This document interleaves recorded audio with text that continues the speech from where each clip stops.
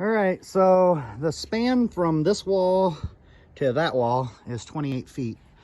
So we can't really find anything lumber-wise that will span that distance. So we're gonna put a beam from about where that buttress sticks through the wall, from there over to that wall.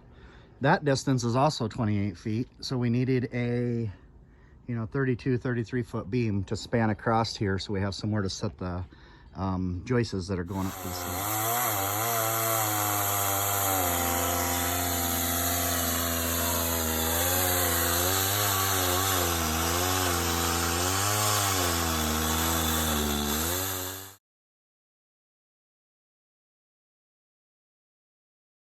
So we got the beam off of the trailer, and here it is sitting next to the house. As you can see, this was sitting on a 15-foot trailer. The beam is 33 feet long, is how long it is. We cut this out of a truss that had fallen down. I'll post some pictures of that so you can see that.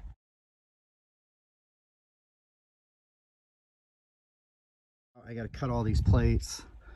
Those plates are not, just so everybody knows before they say anything, these plates are not holding this beam together or not supporting it. All it was doing is holding the cross members into this beam. That's all those are doing.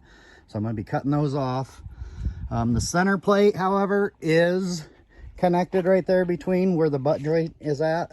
That one I still have to cut off the top part of it, but I'm only going to be cutting about 2 inches of the 12-inch plate. And also what you can't see, but you will now, is they have these big bolts that run through, and they're about every foot all the way down this beam, are going completely through. So what happened was they're building another dairy out here. The dairy had all the roof trusses put up. Windstorm come through, knocked the trusses down, damaged a bunch of them. So the insurance company said we're going to replace them all. So they're throwing these out into a pit. They're going to burn them to get rid of all the old stuff. And I was told that I could go out and pick out some stuff that I wanted out there because it's getting burnt anyway.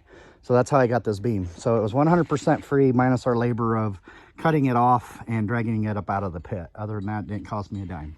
So this is a 2x10 beam. I believe the two inside boards are 2x8s. Just from the distance there, it looks like a 2x8. So I don't see any reason at all. Everything I have looked up online, there's no reason this beam should not be able to span that 28-foot length with no support anywhere. So we're going to try that. If it seems like it's kind of sagging or anything in the center, then we will go ahead and put a couple supports in the ground and come up and support it if we have to.